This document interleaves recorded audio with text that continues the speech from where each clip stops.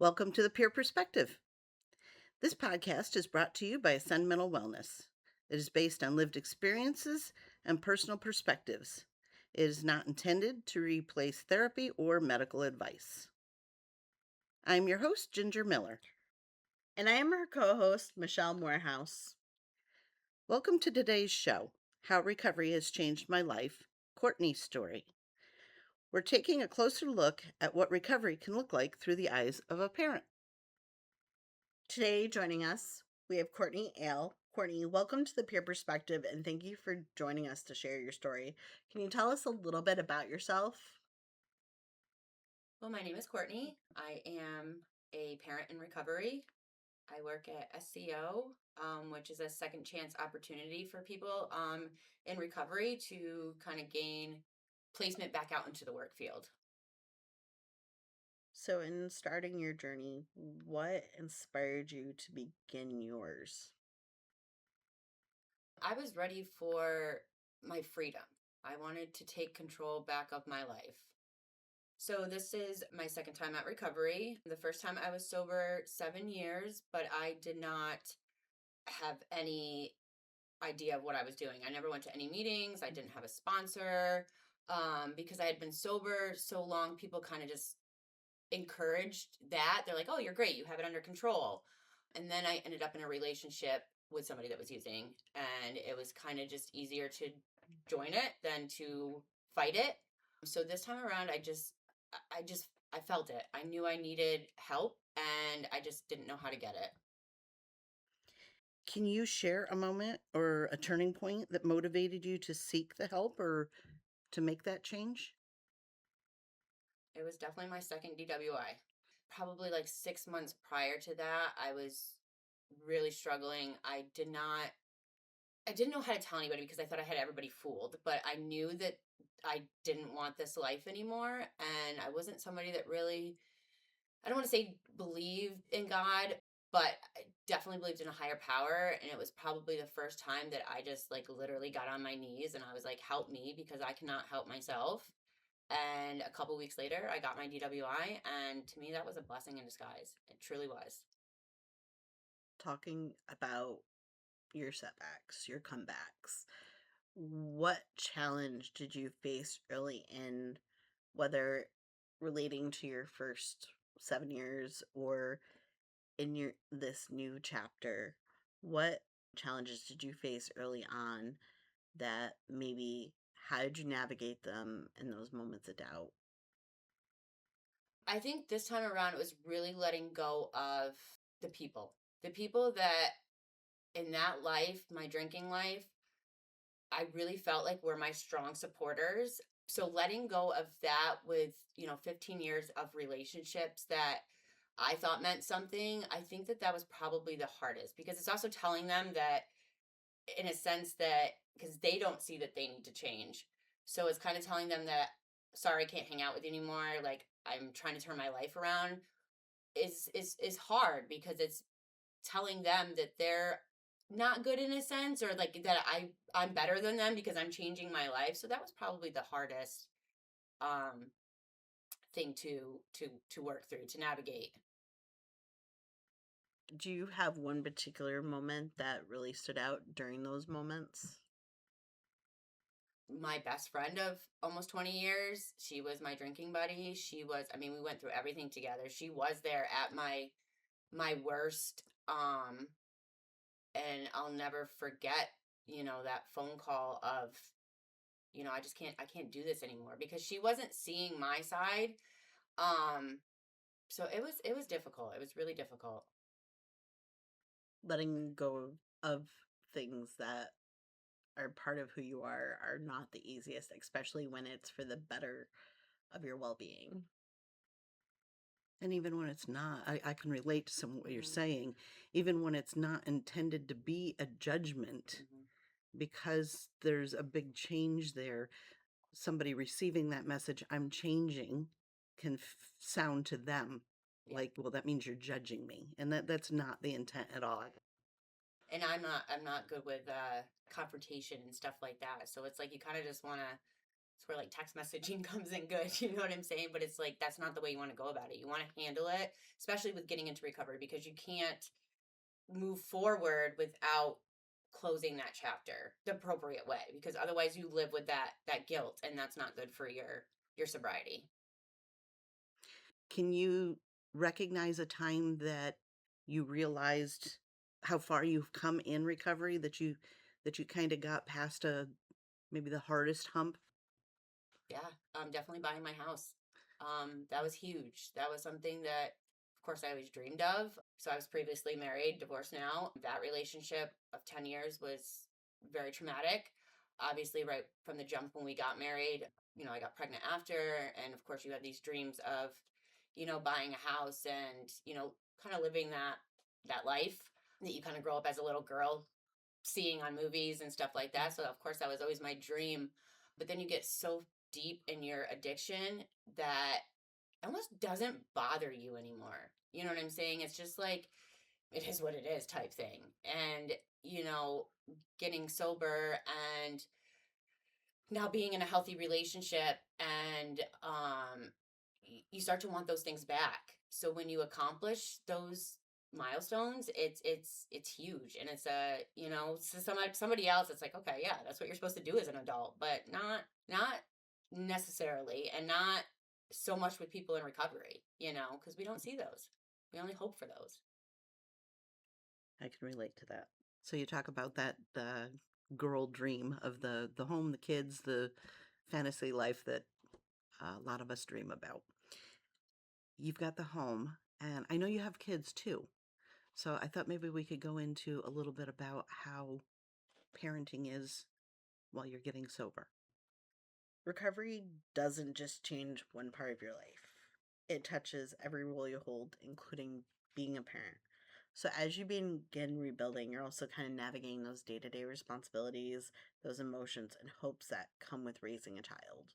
What have been some of the biggest challenges of parenting while getting into recovery?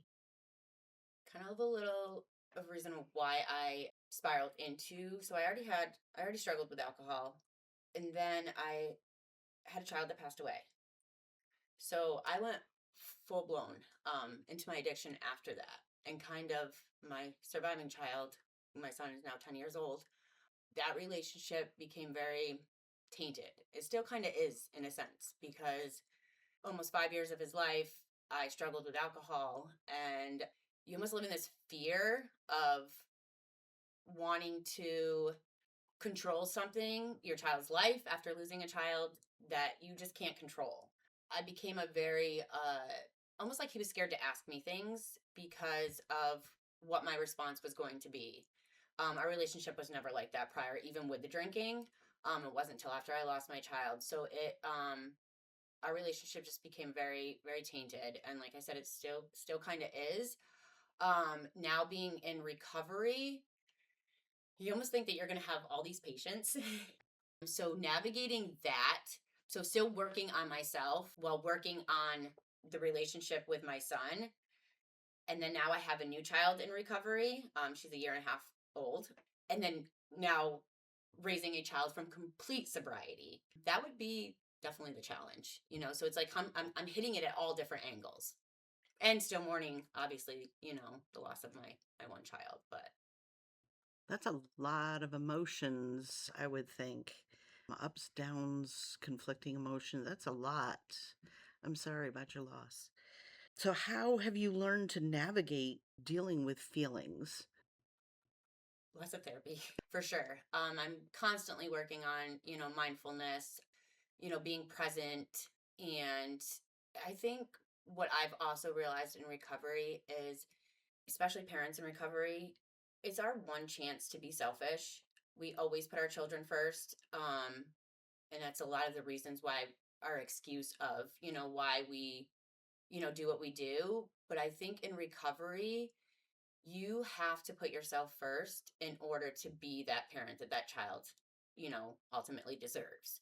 So that means working on your mental health, making sure that you are taking the breaks that you need to take, and, going to the meetings that you need to go to before anything else.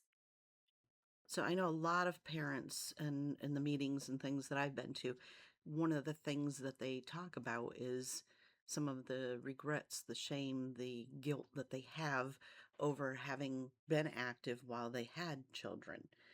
How do you navigate dealing with those kind of feelings specifically related to that?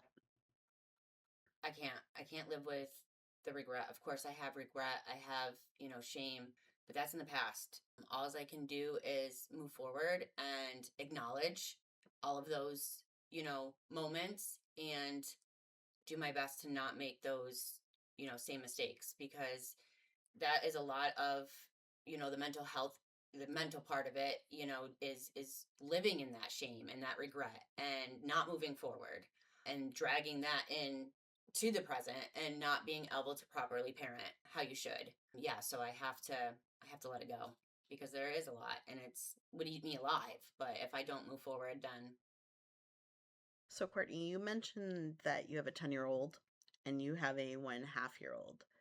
Navigating that from one that you had when you weren't sober to being a parent sober, how open should you be with your children about your recovery? What is that experience like? I mean, I definitely think that it's, age appropriate as far as certain things. When I was incarcerated, I did not my son was 5 at the time when I had went. I did not tell him that I was going to jail. He knew that I struggled with alcohol, so I thought, because he would have just worried. So I thought that it was appropriate just to tell him that I was going to get help for my drinking. Which in a sense I was. I wasn't necessarily lying. Now at 10, he does know that I had went to jail. I think it's very important to be as open, again, age appropriate with your children, because the more you talk to them, the more comfortable they're going to feel talking to you if, God forbid, these moments arise in the future for them. You are their biggest fan regardless. So they want to be able to feel safe coming to you, and knowing that you struggled with anything, I think that that helps them, future wise. So I think just, age appropriate, and that's to your judgment, the parent's judgment. Nobody else can say that for you. So, how do you manage to make time for parenting, for your therapy sessions, for going to meetings? How do you manage all of that? So I've been sober almost 4 years now. Routine has always been one of my biggest things. So navigating now is much easier, obviously, than it was in the beginning. Again, it's something that I truly believe I have to put myself first in. You obviously don't know day to day if you're going to have a spiral or, whatever, especially in early recovery. Luckily, I haven't had really any of those. So it's not like, oh my God, we had plans today. We have to drop everything because mommy has to go to a meeting or whatever. We haven't had any of those. Everything is pretty routine. My son's in school, and then I have the baby with me all the time, but she's, it's easy to do. I do my therapy over the phone. So things like that, it's super easy. I know it's not always for everybody, but I have managed a routine and am able to do it. As we're talking about the relationship that you have, like with your son versus what you may have with your daughter in the future, because raising her, what are some of the unrealistic expectations that you've placed on yourself as a parent? Trying to make up for that lost time, especially with my son. You definitely do try to be the perfect parent. And I think that's where some of the guilt and the things that you done when you were drinking can kind of tie in. But I also have to learn that there is no perfect parent, that it's you can't put any expectation on yourself, because most likely you're going to fail. When you have that, you can have some goals, little expectations, but as far as being the perfect parent and trying to control any situation, it's in my opinion, it's just not going to happen. So, when you start recognizing that things might be headed in a direction where you're struggling with something in life in general, how do you ask for help without feeling like you've failed? I feel like not asking for help means you failed. Again, it's also based around my support system. Built that comfortability of not fearing when I need to ask for help or making it seem like to anybody else that I have failed. I've gotten over that. That is definitely a struggle in the beginning, though. I think we all in recovery, feel asking for help is the last thing that you want to do. But along the way, I've just learned that if you don't, that's probably where you failed. You talked about in those unrealistic expectations not wanting to fail your kids. So, what strengths have you built or developed for that?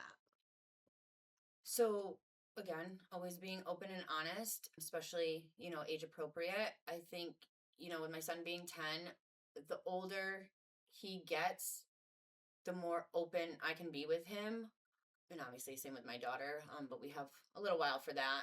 But I just think that the open communication in parenting with your children and being honest about your struggles is probably going to make you be the best parent you can be as far as that. But hiding anything from them and not answering their questions when they have them, I I I don't see that really being good in the future, especially with parents in recovery and children of, you know, parents with addiction. I think that, you want them to always be open and honest. So, as your kids see your journey unfolding and they're growing, what are you hoping? What lessons are you hoping that they will learn from seeing how honest you are about the struggles that you've had and overcome? The strength. Always putting your mind, if you put your mind to something, you can accomplish it. Chasing after your dreams and goals, asking for help when you need help. I was always told the only question not asked is the stupid question or whatever they say. So it's like I don't want my kids to have that fear that they're not good enough, that they're different from other people, or I know my son's already heard from people that I went to school with, like their kids say things to him in school about, oh, your mom likes to drink and stuff like that. So it's like I don't want my son to ever be ashamed. I want him to see the work that I put in and who I am now, and that's what he understands. As both a parent and a person in recovery, how do you define success? I think it's just, showing up for your kid every day, but also showing up for yourself. I think that makes you successful, and practicing what you preach. So meaning if you tell your kid, to always be open and honest, make sure that you're always being open and honest with them. They are, especially at this age, are little sponges. So I think that, what I do in my recovery reflects on my children as well. So it's definitely always showing them the struggle and how you accomplish it. You mentioned self-esteem. I'm wondering, you come across as somebody who has worked on that a lot. Was there a time that your self-esteem was a lot less than it is now? How did you build that for yourself? It's the little accomplishments that you endure every day throughout your journey of recovery. It's, a lot of it's again stemmed from a very toxic relationship and always being told that you weren't good enough or you were never going to succeed and so on and so forth, that when you're out of that toxic environment, even the addiction part of it, you start to see those little lights of yourself. I think it's very important to receive compliments as well. Far as when you do something good, even if it's just the littlest things, getting that reassurance definitely helps because it's like it just reminds you that you are on the right path. And I think that even as children, you kind of get your they acknowledge the bad more than they acknowledge the good. I know it was like that for me in school, because you're expected to do good. But I think that being reminded that you are, hey, you did great today. Even if it's just getting off your shift at work, like, hey, you really put in the work. It's just it's a good healthy reminder, that, and I think that helps build self esteem and confidence and all of that. You were giving yourself those reminders as well as some external ones. As you talk about building your self esteem and that confidence that you need, who or what has been your biggest source of support throughout your journey? That is a good one because I think this one is very important. I have a huge support circle. My mom probably being number one, as far as this whole journey, the sober support that I have, gathered in the recovery network. But my hugest support is definitely my boyfriend. He is also somebody in recovery. So he gets it. He understands my struggles. We've gone through a lot of this similar, journey in addiction and now in recovery, that I think it's very important when someone gets you to the fullest, but also that you feel comfortable enough to share with them. I know like my sober circle, like I don't necessarily feel 100% comfortable sharing some of the deepest things that I've gone through in life. Because regardless in recovery, there is still people out there, unfortunately, that still judge, still. So it's getting that comfortability can be, a struggle as well. So I'm very grateful and thankful with my support in recovery. So, are there any specific like programs, resources, practices, or tools that played a key role in your recovery? Drug court. Drug court was, I know a lot of people, but I think that when you want it, drug court was a huge foundation to my recovery. It was the rules and expectations right off the bat, and because I was so adamant about getting sober and staying sober and doing it right this time, that I was willing to take any resource, any any information, even if I didn't think that it applied, and try to apply it and see what the outcome was. So drug court was definitely the foundation to my recovery, and it is exactly what I needed when I needed it. What are some of your coping strategies or habits or routines that you've built in that help keep you on track? Routine for number one. I always have to have some kind of agenda. It helps me. And it's kind of like those little check off lists, that keeps me on track. And it doesn't necessarily have to be day to day. It just things that I'm just checking in with to make sure that, I've done for the week or for the day, whatever the case may be. Practicing mindfulness, deep breathing, and again, definitely a lot of therapy. What's one of your favorite mindful practices that you do? I always just try to be aware of everything around me in a sense, but definitely other people, especially people in recovery.